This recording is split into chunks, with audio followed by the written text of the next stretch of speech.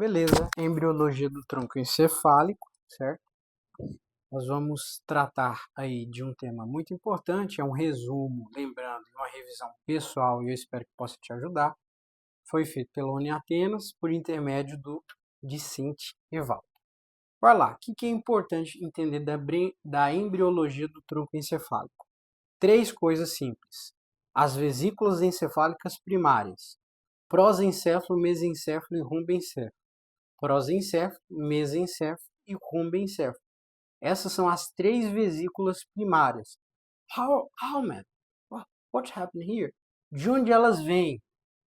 Where from? De onde elas vêm? Elas vêm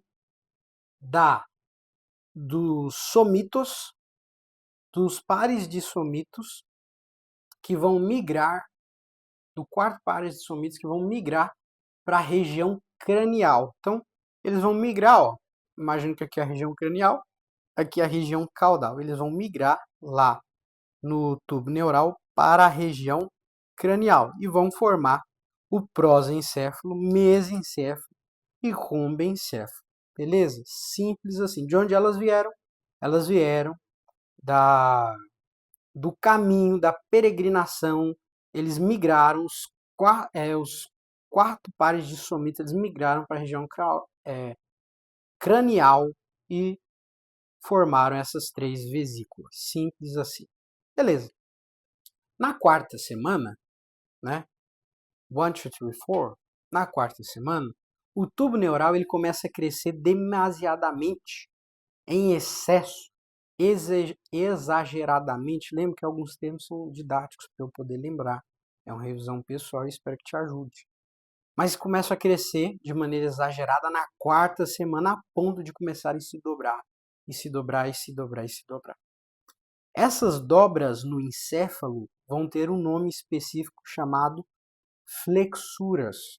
Então, você vai ter flexuras, 3 flexuras. 2 ventrais, parte de dentro, né? Então, se está dentro é ventral, se está fora é dorsal. 2 flexuras ventrais e 1 flexura dorsal. As 2 flexuras ventrais, elas vão ter alguns nomes interessantes, mas a mais importante, a que vai ser repetida nesse processo aí da embriologia do tronco encefálico, é a dorsal, tá bom? Mas as ventrais são flexura cervical, que vai servir aí, como uma espécie de divisor, porque ela está entre o rombencéfalo e a medula espial. Então, a flexura cervical está entre o rombencéfalo e a medula espinhal, que é uma flexura ventral. E a outra flexura ventral é a flexura do mesencéfalo médio, também chamado de flexura mesencefálica. E por fim, nós temos aqui a flexura dorsal, que vai ser a que mais será repetida na embriologia do tronco encefálico. Então, beleza, ó. Flexura pontina, certo? A flexura pontina é a única flexura dorsal e ela vai ter muita influência na embriologia do tronco encefálico. Vou repetir. A flexura pontina vai ter muita influência na embriologia do tronco encefálico. Beleza. Dá uma olhada novamente no prosencéfalo, mesencéfalo e rombencéfalo. O prosencéfalo ele vai se dividir em diencéfalo e telencéfalo. Isso é importante agora? Agora é importante, mas nesse momento vamos focar no rombencéfalo e na divisão do rombencéfalo. O rombencéfalo também tem 2 divisões. Ele tem a divisão, né, do metencéfalo e ele tem a divisão do mielencéfalo. O metencéfalo, MET2, ele vai dar origem a 2 coisas. MET não significa 2, né? Mas MET é como se fosse meio, dividido, enfim, 2. E aí, você vai ter também o do mielencéfalo. No metencéfalo, a parte ventral vai dar origem à ponte ventral. Você lembra que ventral é mais dentro? Então, imagina aquela ponte de filme que você vai andando nela, ela vai afundando, aí você sobe do outro lado. Então ela é mais ventral. Então, a parte ventral do metencéfalo vai dar origem à ponte e a parte dorsal ao cerebelo. A parte do mielencéfalo vai dar origem ao bulbo. E nós vamos comentar sobre a ponte, sobre o cerebelo e sobre o bulbo separadamente. O que eu posso dizer aqui já de cara? Eu posso dizer que o bulbo, ele está mais perto, ele está aqui na região caudal, né? Está na região caudal, e ele não vai sofrer influência da tal flexura pontina, que é muito influente aqui, né? Então, a flexura pontina não irá influenciar o bulbo. Isso daqui é um ponto interessante. Então, é isso que está acontecendo na quarta semana. É isso aqui. Mas aí você chega na quinta semana e acontece algo diferente. Esse prosencéfalo, mesencéfalo e combencéfalo, eles começa a acontecer uma coisa com eles. Porém, o prosencéfalo insiste em ficar quieto e o mesencéfalo também. Mas o rombencéfalo começa a se dividir. Começa a formar na quinta semana segmentos chamados de rombômeros. Então aqui, ó, são essas divisões aqui, ó, tá vendo? Os rombômeros, tá muito pequeno, olha só, fiz um desenho esquemático assim, né? Então aqui você tem uma divisãozinha, né? Tá parecendo a centopeia, e aí você tem 7 rombômeros, 7 ou 8 rombômeros. Vamos ficar com 7 rombômeros, 7 é o número da perfeição, 7 notas musicais, 7 as cores do arco-íris, enfim, 7. Então, existe a região caudal e a região cranial. Na região cranial, você vai ter o prosencéfalo e mesencéfalo, e na região caudal você vai ter basicamente o rombencéfalo. O que é mais que eu vou ter na região caudal e na região cranial? Você vai ter algumas coisas, você vai ter algumas características, mas antes de falar especificamente cada parte, olha essa parte vermelha aqui, que é a divisão, percebe? Ah, percebo. O que é essa parte vermelha? É um centro organizador. É o centro organizador. Ah, você só tem no seu desenho esquemático? Não, olha só. Você tem essa parte vermelha aqui também, que é o istmo, o centro, o tal do centro organizador. E esse centro organizador, ele vai ser responsável por formar o FGF. FGF. E esse FGF, ele está ligado, né, ao fator de crescimento de fibroblastos, produzido lá no istmo. E ele vai servir para a produção de outras duas moléculas muito importantes. Na parte de cima é o OTX2 e na parte de baixo é o GBX2. Então os dois têm X2, só que em cima é OT, embaixo é GB. Aí você pode usar a sua criatividade, né, para decorar isso. Os dois é X2, mais o de cima é OT e o de baixo é GB. Tá bom? Pode pensar assim, o O é uma vogal, aí O, então, vogal tem uma preferência, fica em cima, e as outras não são vogais, não tem nenhuma vogal, então fica embaixo. Sei lá. Muito bem, o OTX2, ele é responsável por inibir uma molécula e responsável por induzir a formação de alguma coisa. O GBX2 também vai induzir a formação de alguma coisa. Quando eu volto para a região caudal, agora falando de maneira específica, eu vou encontrar uma molécula que gosta de ficar nessa região, chamada WNT. A WNT, ela só fica na região caudal, junto com o ácido fólico mais o ácido retinóico.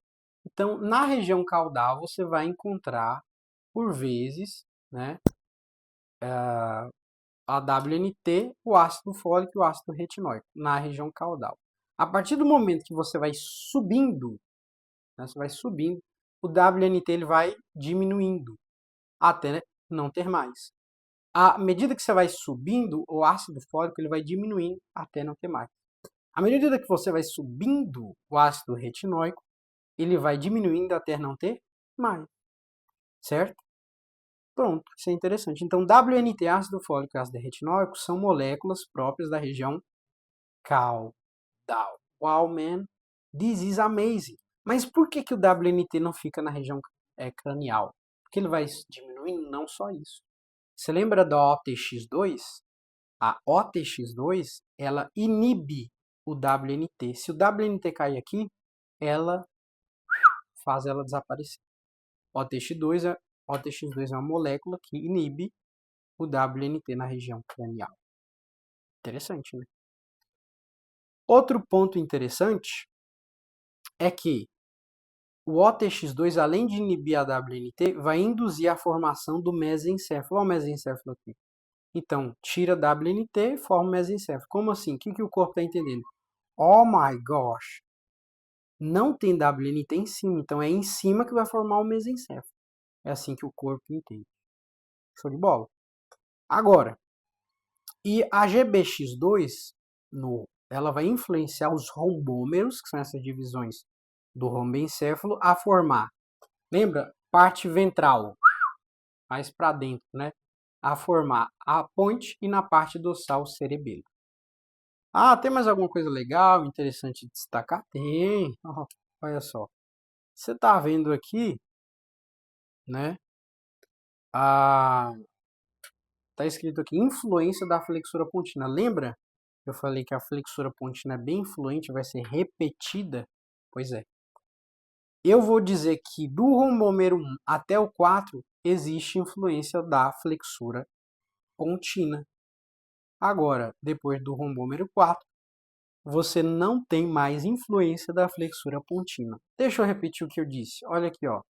Você tem o FGF, produzida no isthmo, que vai induzir aí, né, o crescimento dos fibroblastos e a produção aí do OTX2, que inibe a WNT, induz a formação do mesencéfalo. O exemplo aqui é teto óptico. Lá no mesencéfalo, na parte superior, você vai ter os talos dos colículos superiores. Você vai encontrar também colículos inferiores. Os colículos superiores estão relacionados à visão e os inferiores à via auditiva. Interessante. Você vai escutar isso de novo ainda. Já o GBX2, ele vai influenciar na formação do cerebelo e da ponte. Ponte ventral e cerebelo dorsal. Certo? Vamos então aqui entender, por fim, já sabemos que a ponte, né, a ponte é formada pela parte ventral do metencéfalo e o cerebelo pela parte dorsal. Lembra lá do bulbo? Pois é, o bulbo é formado pelo mielencéfalo. E agora, falando sobre o mielencéfalo, respira. Falando sobre o mielencéfalo, eu tenho a origem aqui do bulbo, que vem lá do mielencéfalo. E adivinha, ele não sofre influência da flexura pontina, o bulbo. Então olha aqui, ó. Foca nisso. Tá começando a formar o bulbo, hein? O mielencéfalo está formando o bulbo. E aí, o que você vai ter aqui? Né? Você vai ter a migração de algumas células da zona do manto, da placa alar, para a região dorsal. Por que isso daqui é um pleonasmo? O que é um pleonasmo? Né? Subir para cima. Aqui está dizendo, ó, placa alar, região dorsal. Olha esse esqueminha para você entender o que é pleonasmo na embriologia. A parte dorsal sempre vai ter placa alar. Sempre, sempre, sempre, sempre. A parte ventral sempre vai ser a basal, que é a parte de dentro, né? A parte da base.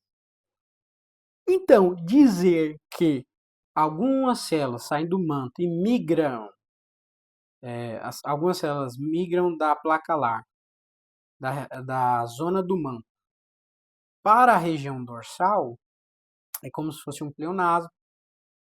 Também uma maneira didática de lembrar que na placa alar sempre vai ser a parte dorsal, então essas células estão migrando para a parte que já está a placa alar, que é a parte dorsal. E isso aí vai colaborar para a formação aí de dois núcleos, o graço e o núcleo cuneiforme, que tem uma relevância e importância fora do normal para o corpo humano, e nós vamos dizer a importância delas daqui a pouco. Você tem a medula dorsal, né, que vai estar aí atuando nos membros aí superiores acima da T6, né, e da vértebra T6, os membros superiores, que vai ser o cuneiforme, né? Essa daqui, inclusive, é a função deles.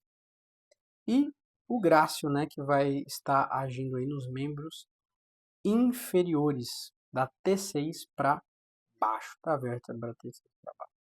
Então, essa migração da zona do manto, da placa lá para a região dorsal, vai formar o núcleo grácil, que vai atuar nos membros inferiores da T6 para baixo, e formar o núcleo cuneiforme, que vai atuar nos membros superiores da T6 para cima. A substância cinzenta, ela vai vir lá daquele processo que você já conhece, certo? Que processo que eu já conheço?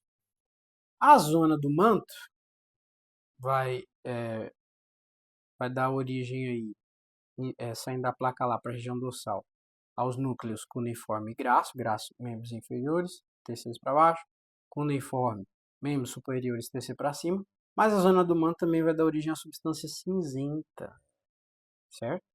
E aqui, o que você está olhando aqui? Estou olhando a substância cinzenta. Então, a zona do manto dá origem à substância cinzenta. Você tem aí o canal central, né, que também é muito importante, que vai estar ligando aí ventrículos, né, vai estar ligando aí os ventrículos. É o terceiro ventrículo ao quarto ventrículo, que vai passar o líquido encéfalo raquidiano. Beleza, ainda nessa primeira parte aqui, nós temos aqui embaixo, no bulbo, olha o nome, bulbo. Nós temos aqui no bulbo as tais das pirâmides bulbares. Por que chama pirâmides bulbares? Ah, parece pirâmide? Não. Então, alguém achou parecido. Beleza, essas pirâmides aí, lá dos axônios do córtex cerebral, da região do giro pós-central, vão sair fibras corticoespinhais que vão passar pelo bulbo, fibras que vão trazer essa coloração. Isso daqui é uma brincadeira, né? Com a voz do professor. Gente boa demais. Que vão trazer essa coloração mais escura, certo?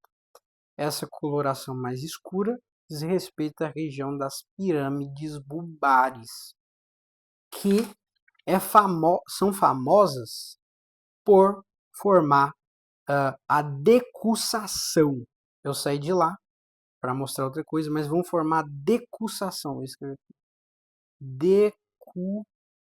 Decussação, que você vai ouvir diversas vezes e sempre vai ser a mesma coisa. Ela vai pegar as fibras, né, do lado direito e do lado esquerdo, 70% dessas fibras, e jogar uma para o lado direito e outra para o lado esquerdo. E aí você tem ainda algumas coisas importantes, só para repetir. A parte dorsal da placa lá sempre é sensitiva, a parte ventral basal é sempre motora, tá bom? Agora olha a influência da nossa flexura pontina. A flexura pontina, ela vai começar a corroborar, ela vai pressionar e vai formar o quarto ventrículo. Olha que interessante, tá vendo? Então, ela vai formar aí o quarto ventrículo. E aqui você tem um tal de tecido ependimário. Poxa, tecido ependimário, de onde que ele vem? Só uma pausa.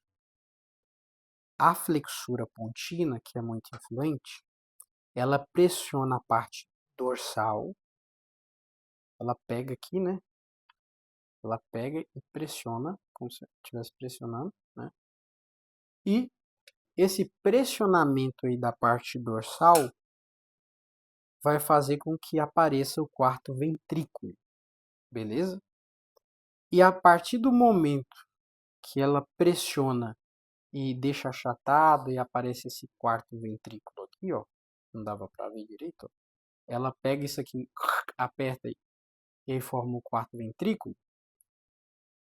A placa alar da parte dorsal, que ficava aqui em cima, ela vai vir para o canto e aí ela vai se tornar lateral. E a placa basal, que é ventral, que estava na base, ela vai mais para a direção do meio, mais para a direção mediana. E aí ela vai se tornar medial. Apenas uma localização geográfica, né? E aí você tem, né, olivas bulbares. Lembrando que a influência da flexura pontina, você vê como a flexura pontina é influente, né? Só vai influenciar na parte mais cranial do bulbo, beleza? Show de bola. Aí você tem as olivas bulbares. Só uma coisa, eu falei aqui do tecido ependimário, só uma coisa. A zona marginal vai dar origem à substância branca. A zona do manto vai dar origem à substância cinzenta. E a zona ventricular vai dar origem ao tecido ependimário. Isso daqui já foi estudado anteriormente. E lá da zona do manto, neuroblastos vão migrar, né, e vão ir para uma região a qual será formada as tais das olivas bulbares. Então, você vai ter aí a formação das olivas bulbares. Olha aqui, ó. Olivas bulbares. Então, elas vêm da zona do manto, os neuroblastos que migram da zona do manto, e vão para essa região aqui, ó, e vão formar aí as olivas bulbares. Poxa, o que mais tem aqui para a gente ver, né? Tem uma coisa interessante. Você está vendo aqui que tem a pia mater, a placa do teto, né? Você tem um tecido ependimário. Então, a pia mater, a placa do teto e o tecido ependimário, eles vão se fundir, né, e vão formar o teto coroide, né? O teto coroide. Aí você tem aqui, eu até coloquei aqui, acho que não coloquei, mas vai formar o teto coroide. E aí nesse teto coroide vai acontecer invaginações. Essa parte desse teto vai cair vai cair, né, entre aspas, vai invaginar e isso daqui vai se chamar plexus coroides. Teto coroide, justo, plexo coroide, certo? Que vão estar aí no espaço do quarto ventrículo. Bem, uma outra coisa interessante é que na placa alar, que é dorsal sensitiva, que eu já falei, vai ter 4 núcleos e na parte motora, só 3 núcleos. Dá uma olhada aqui. Olha aí, ó, sangue bom. Olha que interessante. 4 núcleos sensitivos. 3 núcleos motores. Esses tem 3 núcleos pretinhos aqui que são os motores. E os branquinhos, 4, são sensitivos. O que eu posso te dizer disso daqui, né? 3 motores, 4 sensitivos. Lembra lá da tela coroide, que é a junção da pia mater, tecido ependimário, né? Pia mater, tecido ependimário e placa do teto, que vai formar a tela coroide, e aí você vai ter as invaginações, que são os plexos coroides no quarto ventrículo, tá certo? Isso aqui é importante porque é uma espécie de pré-requisito, né? É uma espécie de pré-requisito para entender os pares dos nervos cranianos. Então vamos dar uma acelerada aqui porque o tempo está curto. Você vai ter, né, nos 4 núcleos nos 4 núcleos ventrais, ou seja, que vieram da placa látea. Você vai ter alguns componentes ou colunas, são chamados de componentes ou colunas, que tem alguns nomes específicos, por exemplo, aferente somático especial, aferente somático geral, né? E aqui eu coloquei até um resumo, aqui eu coloquei maior, era para eu ter feito esse grandão também, mas vai servir mesmo assim, né? O primeiro ponto ali dos componentes dorsais da placa lá, ou seja, os sensitivos, você vai ter os componentes somáticos especiais. O que quer dizer especial? Quer dizer que diz respeito a uma sensação que só existe em uma região específica, ou seja, só na cabeça, só no, por exemplo, a audição é só na cabeça, vamos dizer assim, alguma sensação que é só específica daquela região ali, uma sensação. Né? Então, por exemplo, somático especial, né? Aferente. Como é sensitivo, eles são aferentes, são componentes aferentes, porque eles estão recebendo. O aferente está recebendo. E aí, você tem um exemplo na cabeça do ouvido, que tem a ver com equilíbrio, equilíbrio é só na cabeça. Tem as células do otocisto, que eu vou mostrar aqui, ó. Tá vendo? Tem exemplificação, né? Dos 1, 2, 3, 1, 2, 3, 4. Aí, ó, 1, 2, 3. Esses 4 são sensitivos, esses 3 são motores. Né? Então, beleza. Aí você tem um somático aferente, componente aferente somático geral, que, ó, somático é corpo, né? Soma é corpo. Especial é do corpo, mas é uma coisa especial. É só aquela sensação específica. Agora, esse é geral, né? Por exemplo, a pele, né?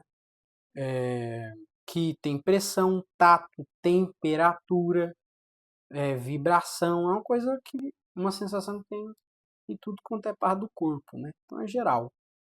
Né?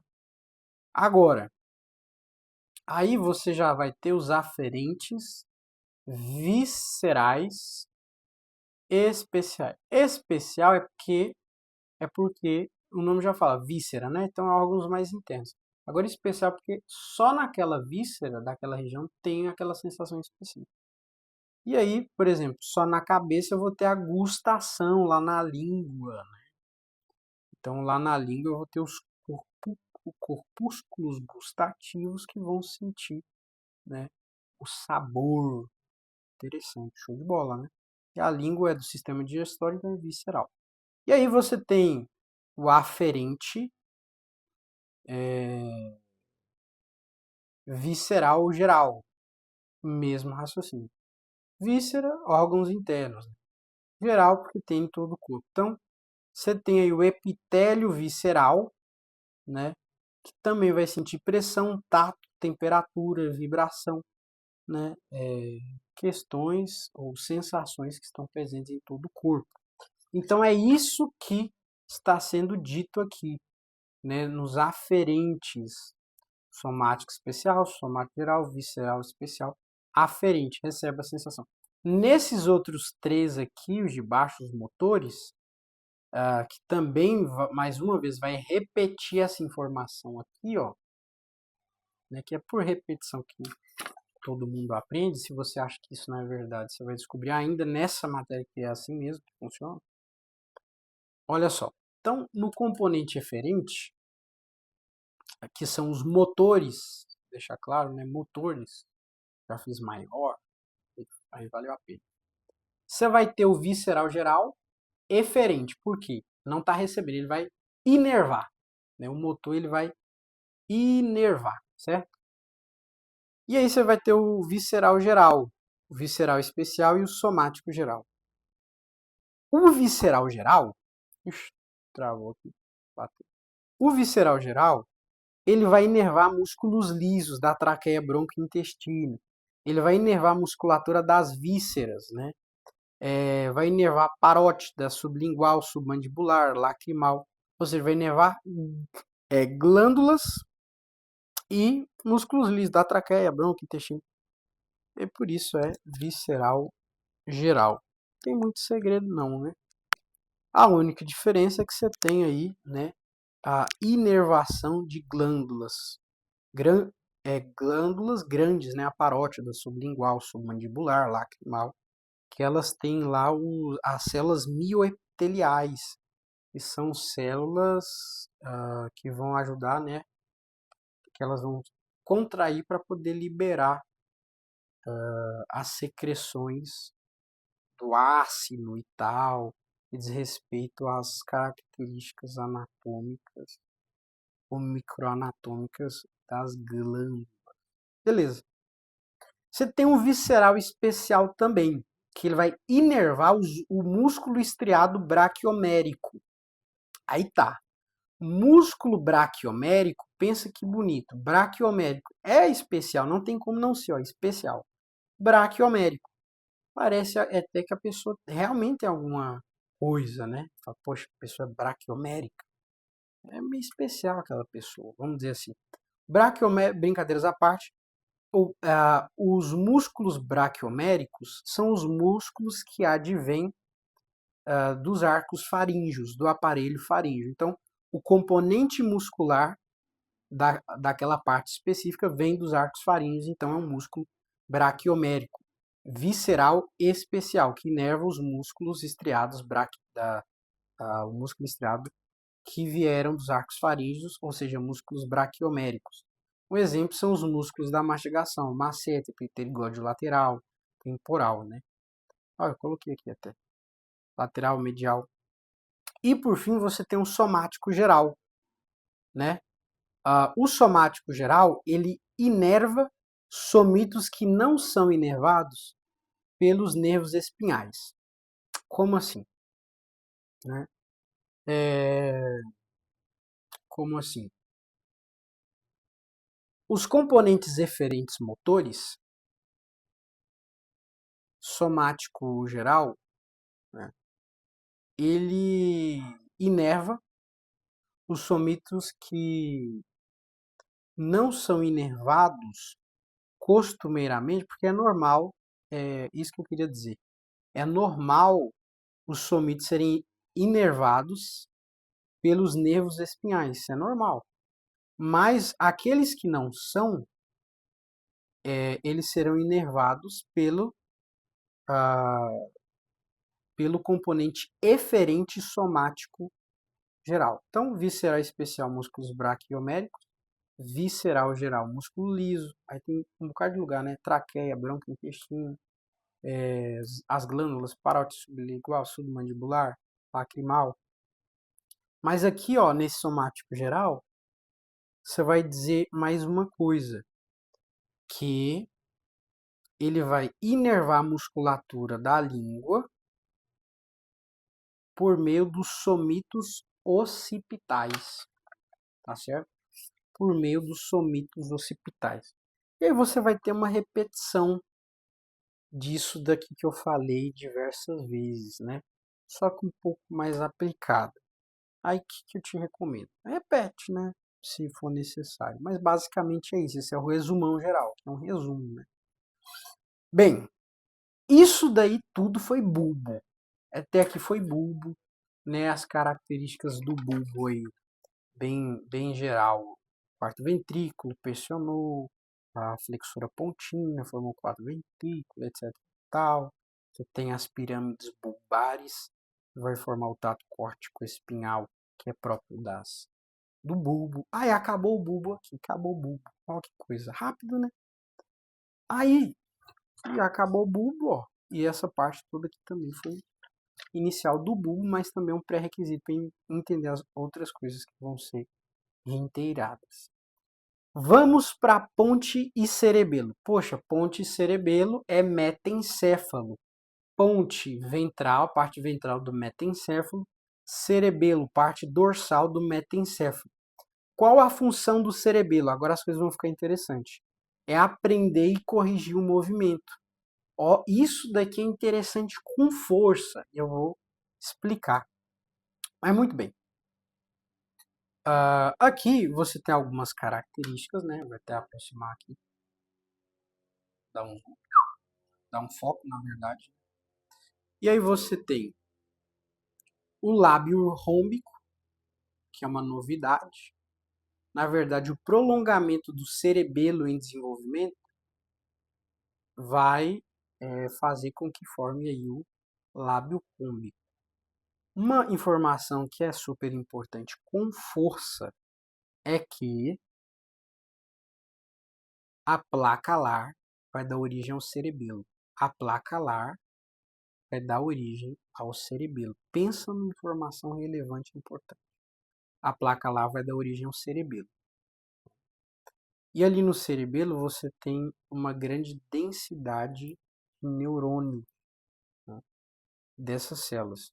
E o lábio rômbico, ele é uma projeção aí do desenvolvimento do cerebelo, ele está nos dois lados. Ó. O lábio realmente parece um lábio.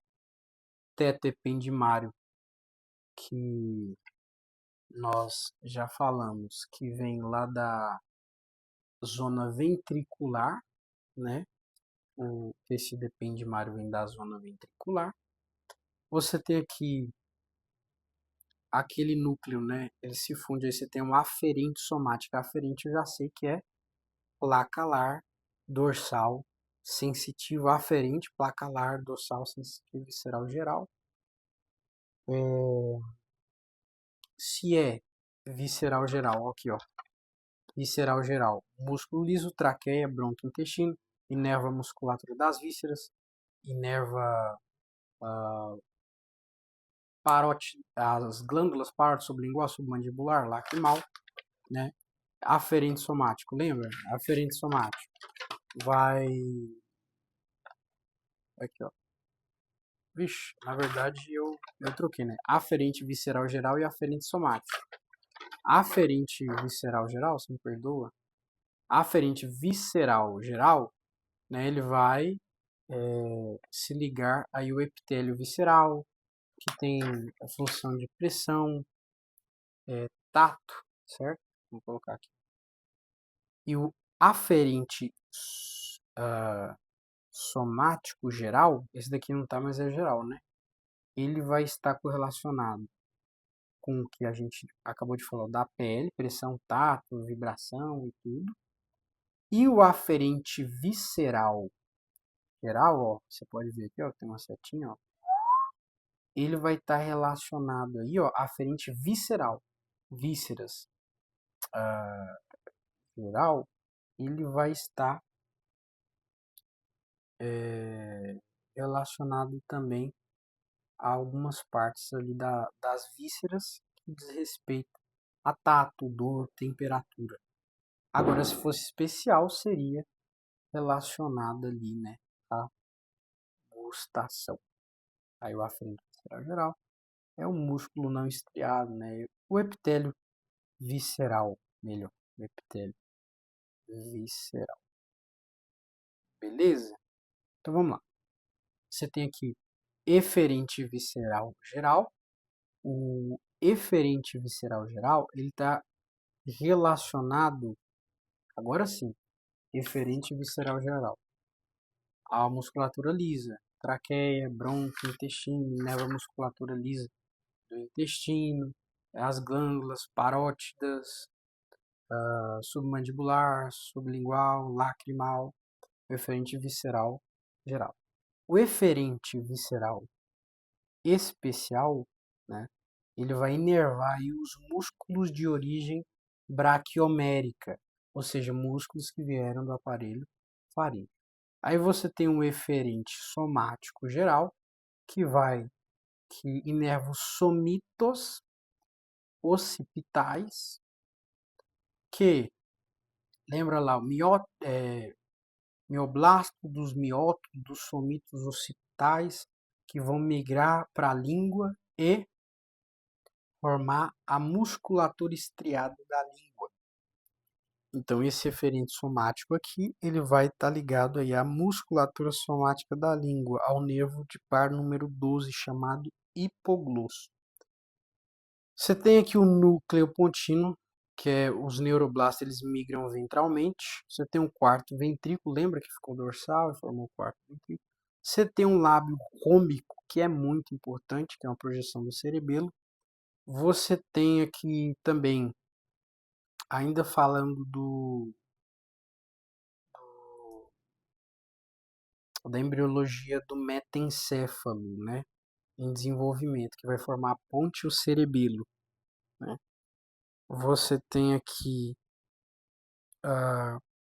o plexo coroide, que já foi mencionado. Você tem aqui o bulbo, né, você tem aqui a ponte que está formando, e aí você tem alguns lóbulos, né, o neurocerebelo, o, o arquiocerebelo e o paliocerebelo. Poxa, cerebelo reflete comigo, parece que é de cerebelo, né? Parece é. Você tem um córtex cerebelar e basicamente cada função do arquiocerebelo, neocerebelo, paliocerebelo vão ter uma função específica, né? Por exemplo, você pode perceber aqui que o arquiocerebelo, que é o mais antigo, é a primeira região a se desenvolver e está relacionada ao equilíbrio.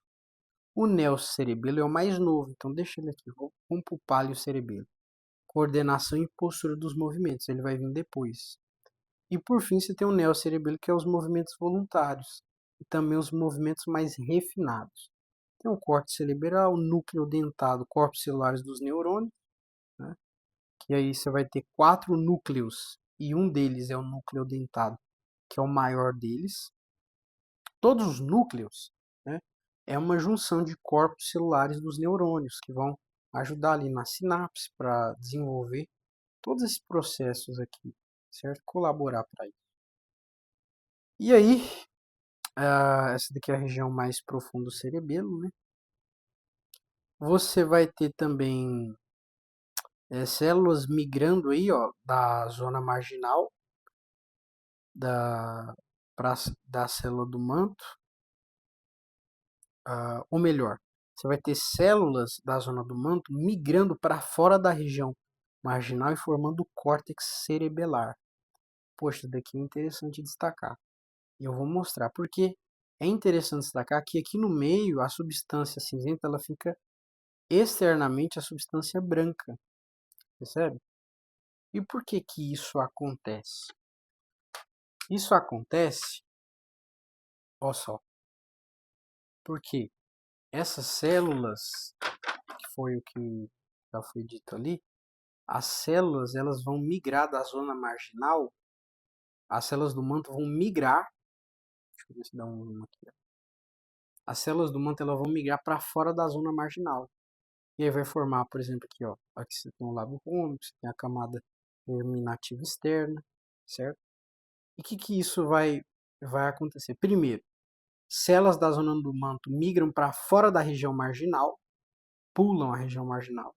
Aí você vai ter a formação do lábio rômbico, você vai ter a formação da camada germinativa externa, e as células do lado rômbico elas vão migrar para formar camadas, né? E aqui você tem a camada ventricular, quarto ventrículo, camada germinativa interna, camada germinativa externa. Então, começa a ocorrer o passo a passo para que a substância branca ela se encaminhe mais para a região central, porque a camada marginal que vai dar origem à substância branca, certo? E as células da camada do manto vão atravessar a camada marginal. Você vai ter o lábio rômbico que vai formar outras camadas. Então, a camada marginal que dá origem à substância branca, ela fica numa região mais central. E aí, a substância branca acaba ficando também numa região mais central. Quando a gente vai falar da embriologia do cerebelo, né? Quando a gente vai falar da embriologia do cerebelo, algumas coisas são muito importantes, são muito relevantes de se, de se mencionar. Né? É que célula de Purkinje, núcleo, tarará. Mas, enfim, nós falamos aqui basicamente sobre o porquê a substância branca está na região mais central, né? Por causa da migração das células da zona do manto que pulam a zona marginal e o lábio úmico também faz algumas camadas. Mas basicamente aqui nós analisamos a formação aí do metencéfalo. Agora vamos analisar especificamente o cerebelo, que inclusive tem uma função muito relevante, com força, é uma função extremamente relevante. E essa função, para entendermos essa função, é importante entendermos algumas outras coisas. Camadas. Né? Você vai ter 3 camadas nessa região do cerebelo, certo? Na região do cerebelo, você vai ter camadas do córtex cerebelar que vão vir da zona do manto e do lábio rômbico. 2 delas vão vir da zona do manto e uma delas do lábio rômbico. A terceira camada vai vir do lábio rômbico, mas a primeira e a segunda camada da zona do manto. Pensa comigo. Primeira camada, camada molecular. Segunda camada, camada de Purkinje. E terceira camada, camada granular. Então, são essas 3. Molecular, Purkinje e granular. A camada molecular, né, ela vai ter células estreladas e células em cesta. A camada de Purkinje vai ter células de Purkinje e células em candelabro, a segunda camada, que é a camada de Purkinje. E a terceira camada, que é a camada granular, vai ter células granulares, células de Golgi, células de Lugaro e células unipolares ciliadas. Certo? Então, basicamente é isso. Cada camada vai ter uma quantidade de células, uma quantidade de células e células singulares específicas dessa camada. Primeira camada, células estreladas e células em cesta. Segunda camada, camada de Purkinje, primeira camada molecular, camada de Purkinje, você vai ter células de Purkinje, células em candelabro. Terceira camada, você vai ter células granulares, você vai ter células unipolares ciliadas, células de Golgi, células de Lugaro, certo? Células granulares, né? Eu acho que eu já falei. E aí, basicamente, essas células, elas vão ter uma função extremamente importante no cerebelo, porque elas vão atuar colaborando como uma porta de saída para os núcleos profundos do cerebelo. Como assim? Núcleo é um conglomerado de corpos celulares. Os profundos que vão colaborar aí para os nervos, para ter algum movimento dos olhos, movimento da língua, blá blá blá, etc. Ou seja, esses profundos são muito importantes. E uma forma de enviar sinais para eles, né, é através dessas células, ou a melhor, saída dos sinais para eles, né? E aí nós temos alguns núcleos profundos que são importantes. O núcleo dentado, que é o maior núcleo de todos que foi mencionado agora há pouco, olha, esse núcleo dentado, certo? Você vai ter o núcleo emboliforme, ou interpósito, fastigial e globoso, que são as portas de saída para as sinapses, né, para as informações através dessas células. A principal célula que vai colaborar para a saída dessas informações para os núcleos profundos do cerebelo porta de saída, né? É a célula de Purkinje. As demais células vão ajudar a célula de Purkinje. Então, a célula de Purkinje é a principal delas. E já que nós conhecemos as portas de saídas, que são esses núcleos profundos, dentado, emboliforme, fastigiar globoso, quem é a porta de entrada? Good question. Good question, my friend. Porta de entrada. Então, as fibras trepadeiras e as fibras musgosas. As fibras trepadeiras, elas saem das olivas bulbares. E as fibras musgosas, elas saem da região visual, região vestibular, região da medula, região do córtex cerebral, região do núcleo rubro, núcleo vermelho. Nós vamos conversar muito ainda sobre ele. E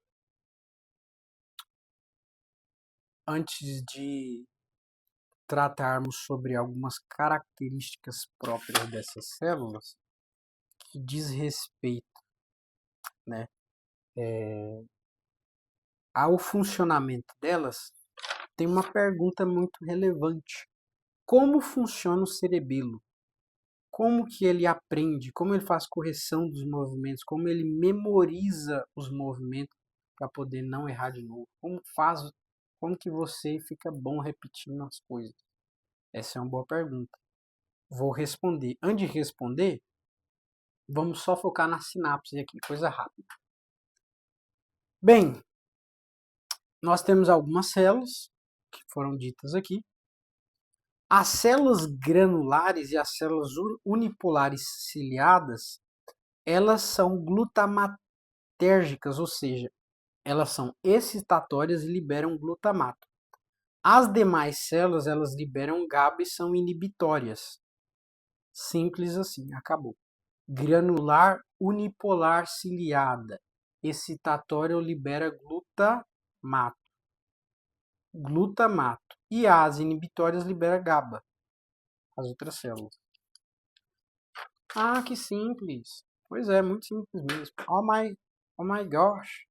Look at that. Circuitos. Né? Como é que funciona isso, basicamente? Olha só. Vamos pegar aqui uma fibra musgosa. Ela é excitatória e ela libera glutamato. Ela deixa o sujeito excitado. Quem é o sujeito? A célula granulosa. Essa célula granulosa, ela libera glutamato, que excita as células de Purkinje, que é a first number one, a célula principal, só que a célula de Purkinje, ela libera GABA. Só que esse GABA liberado da célula de Purkinje vai fazer com que o núcleo profundo tenha um feedback positivo. Agora, aqui está a pegadinha. They're here, leaving the pegadinha. What, my God? What happened here? Look there, my friend. Look there. Feedback positivo. Né? O que é o feedback positivo? O feedback positivo é esse processo excitatório e fazer com que a célula de Purkinje libere muito GABA. E aí vai para os núcleos profundos e feedback positivo. Agora, o que é um feedback negativo? Olha só. Tem um positivo e tem um negativo.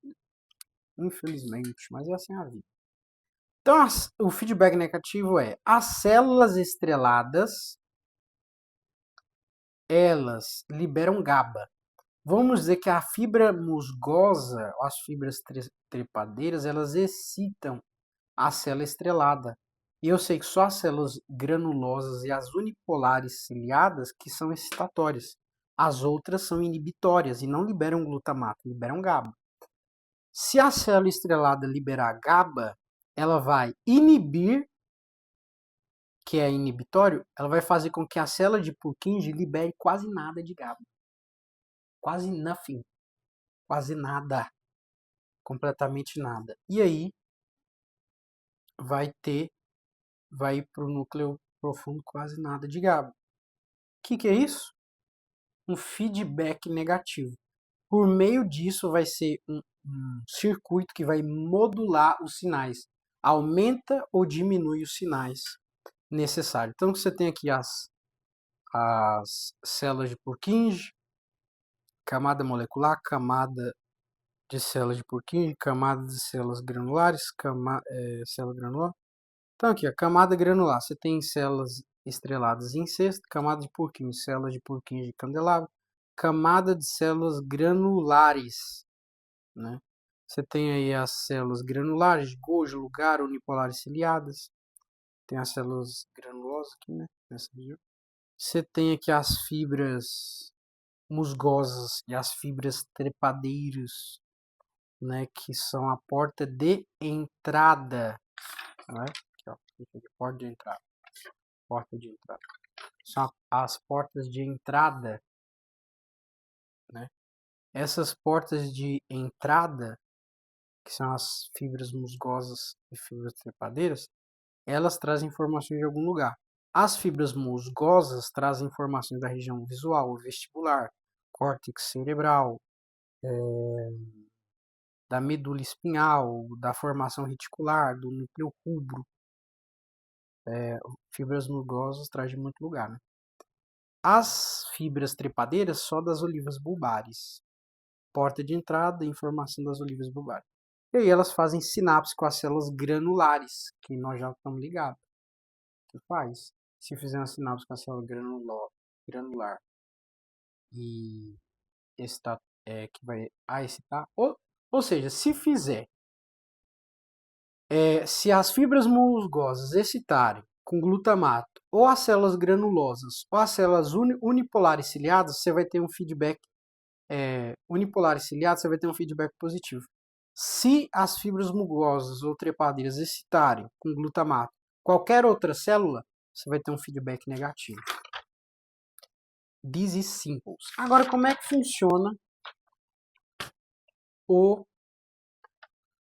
funciona o cerebelo? Olha que desenho mais bonito demais. Olha só. Então, beleza. Aqui você tem um córtex cerebral. Muito importante, córtex cerebral. Várias funções, interpreta ave auditiva, interpreta um bocado. E aí nós temos o nosso astro aqui, que é o cerebelo. E aí você tem aqui a medula, que é importante, sem ela você não vai andar, né? Tem a caldequina, várias coisas que não são importantes aqui para ter uma boa nota na prova. Então esquece. Aí, cerebelo. O córtex cerebral, ele é um sujeito observador. E ele manda ordens de movimento. Levanta a mão, mexe o dedo. Ele manda. Mexe, mexe, mexe com a mão. Medula. Aí vai para a medula, que tem motoneurônios. E ó aqui, ó, quem tá olhando. O córtex. Certo? O córtex cerebral, ele tá olhando e ele envia essa ordem de movimento do giro motor. Certo? Uma pausa aqui. Teve um grito ali, me assustei. Mas foi o vizinho. Beleza.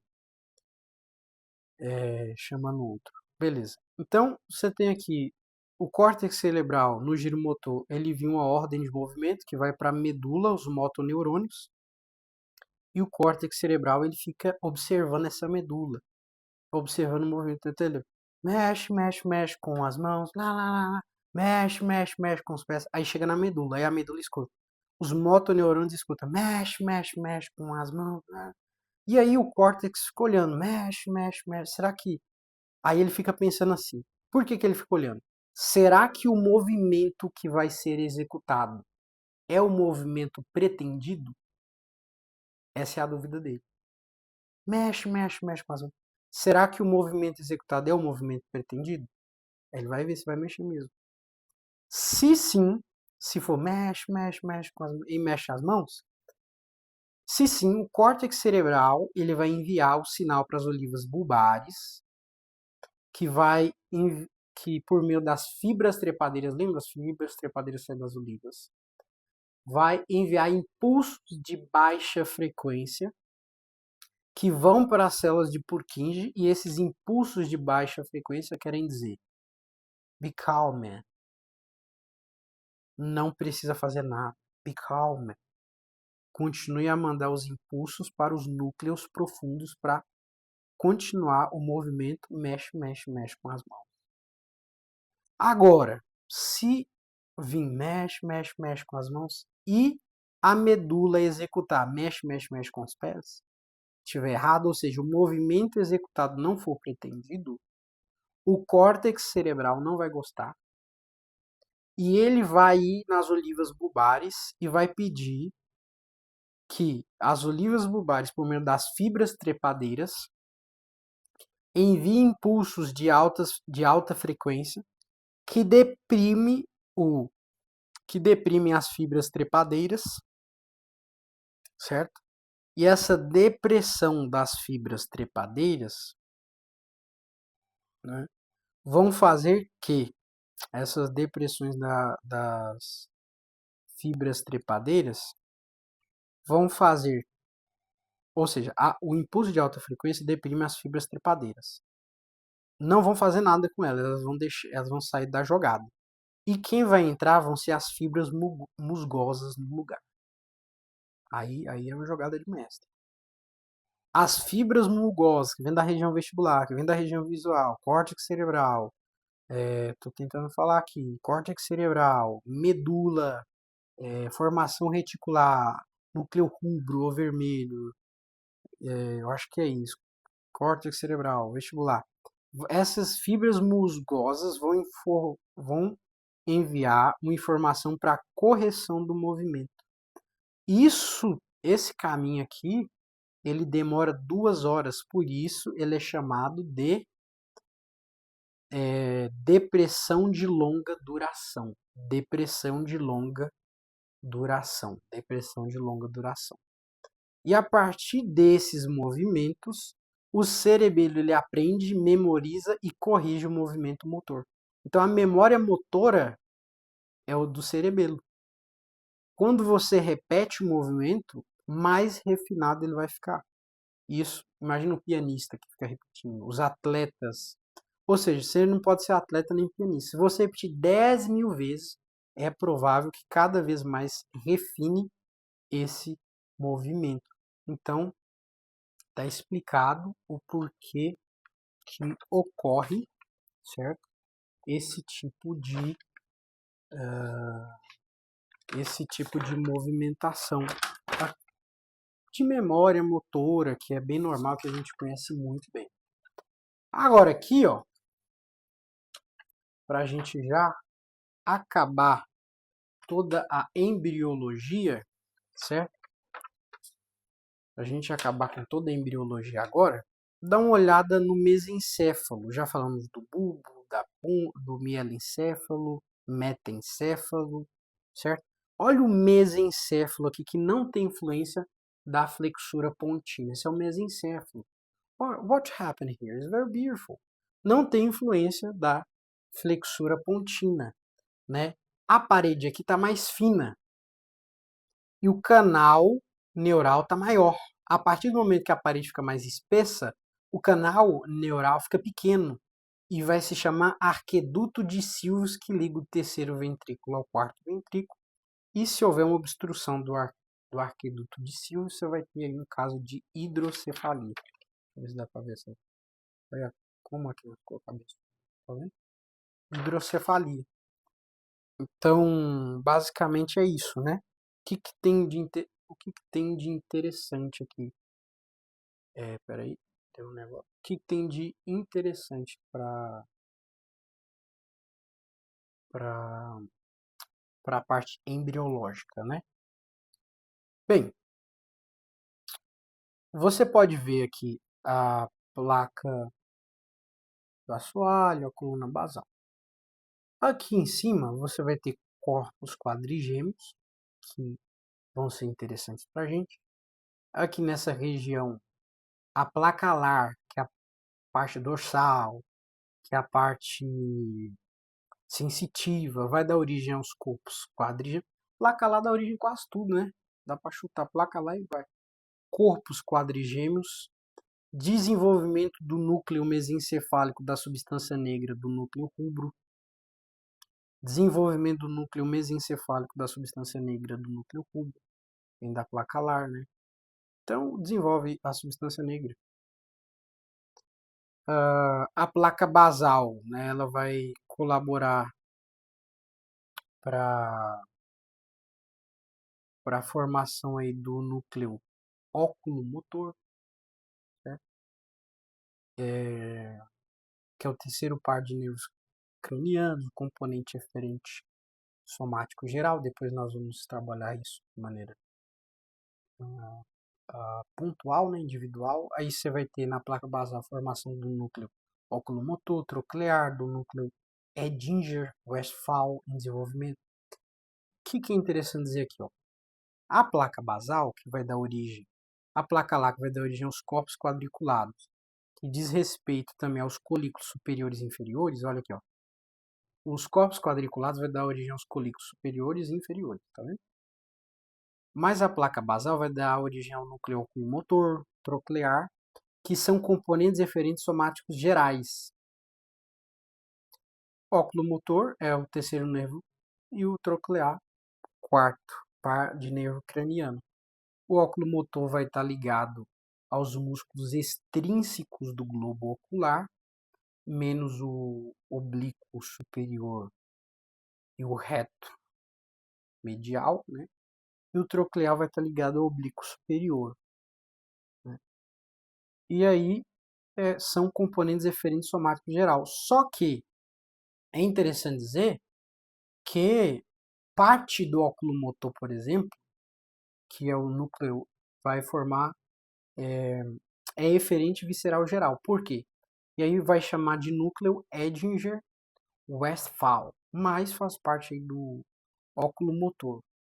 Porque o oculomotor, ele está relacionado com algumas regiões internas do olho, a musculatura dos cílios, do esfíncter da pupila, que é mais interno, então é visceral. E por isso você vai ter uma parte chamada de eferente visceral geral. Legal isso, né? Show de bola. E aí, a gente falou já sobre a ponte, cerebelo, etc e tal. E o que nós temos de mais interessante aqui, né? Já falei que a placa lá quadrigêmeo, substância negra, né? Os colículos inferiores e os colículos superiores, que são extremamente importantes. Você tem aqui o controle do movimento da substância negra, controle do movimento. Você tem o núcleo vermelho que controla os núcleos profundos do cerebelo. Você tem aqui, né, o núcleo motor visceral nervo-óculo-motor, que foi o que nós falamos, ó, núcleo motor visceral do nervo óculo-motor. Então, a parte visceral, né, eferente visceral geral, que foi dito aqui que é o esfíncter da pupila, a musculatura dos cílios. Eu tenho um núcleo motor somático do nervo óculo-motor, parte do óculo-motor, tá vendo como eu disse aqui? Aí já é músculos extrínsecos do globo ocular, exceto o oblíquo superior e o reto lateral, como eu já falei medial e lateral. Esse tem um colículo inferior relacionado à audição, via auditiva, e o colículo superior relacionado à visão. E aí você tem aqui, ainda no mesencéfalo, alguns, você lembra lá dos pendúculos bulbares? Pois é, aqui você tem um pendúculo cerebral, que é bem relevante. Aqui você tem um núcleo vermelho e um núcleo rubro, que ele tem esse nome porque ele é vascularizado.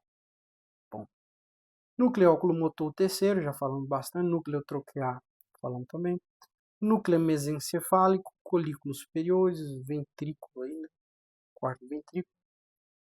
Você tem o núcleo mesencefálico dos pares dos nervos cranianos trigêmeo, né, que é componente aferente somático geral, né, que é o sensitivo da cabeça, percepção da mastigação, aquele sentir, né, tato, pressão, temperatura, vibração, tá tudo aqui, por isso que ele é geral, sensitivo aferente somático geral, que é o nervo trigêmeo, né, que tem vários ramos tálmico, mandibular, maxilar.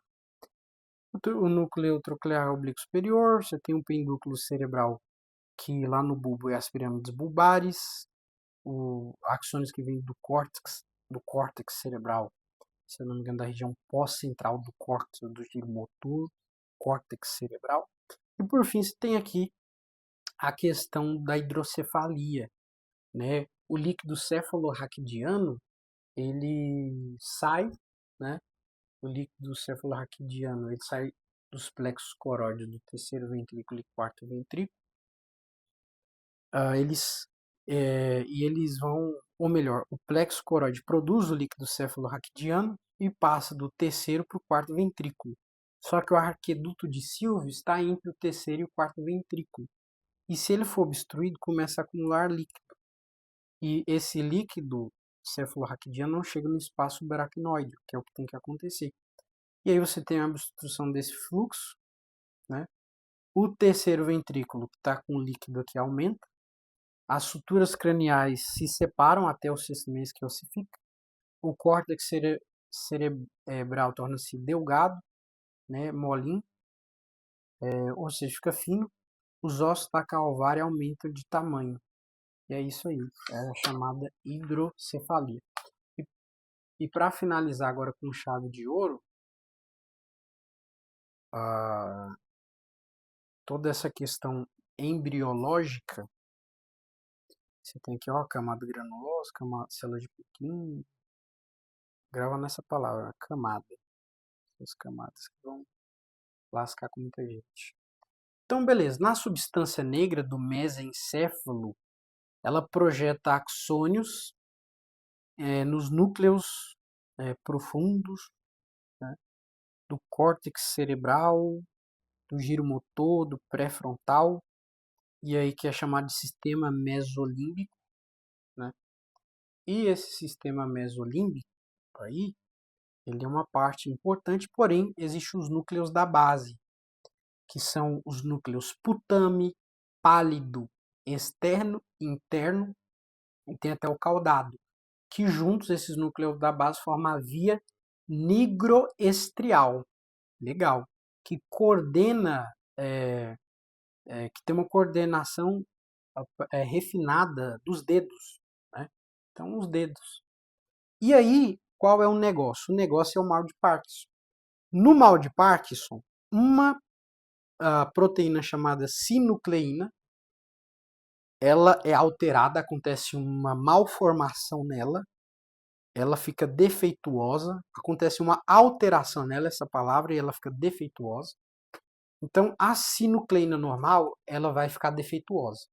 A sinucleína normal, ela é acessória e ajuda a corrigir outras coisas.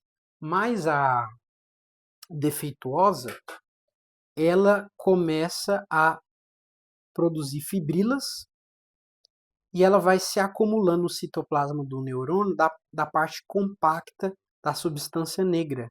E ela começa a dar origem a um negócio chamado corpos de Lille. Vou até escrever aqui. Corpos de Lille. E esses corpos de Lille, que ela dá origem, começam a acumular, vão acumulando. E esses corpos de Lille, ao acumular, eles são inflamatórios. Então começa a ocorrer uma neuroinflamação ou começa a ter uma destruição, um definhamento da parte compacta por causa da inflamação, que gera rubor, edema, dor, morte de células, no caso aqui, neurônios. E aí essa via, ela vai diminuindo, né? Essa via nigroestrial, ela vai diminuindo, aí começa a perder a coordenação refinada dos dedos, a pessoa que tem mal de Parkinson começa a tremer os dedos, por causa desse acúmulo dos corpos de Lille, né? Corpos. E aí você começa a ter a apoptose de célula, porque ela aumenta a permeabilidade da membrana do cálcio, que o cálcio é um segundo mensageiro que gera apoptose, e tem inflamação. Então, a morte neuronal da via nigroestrial vai causar esse tremor característico do mal de Parkinson. Agora, né, esse acúmulo dos corpos de Lewis diminui a dopamina,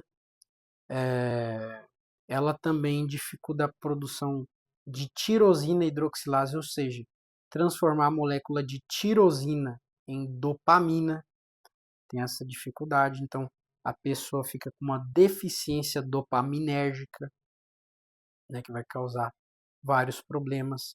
Ela dificulta também ali a produção de colina acetiltransferase e aí diminui a acetilcolina que está ligada à memória, certo?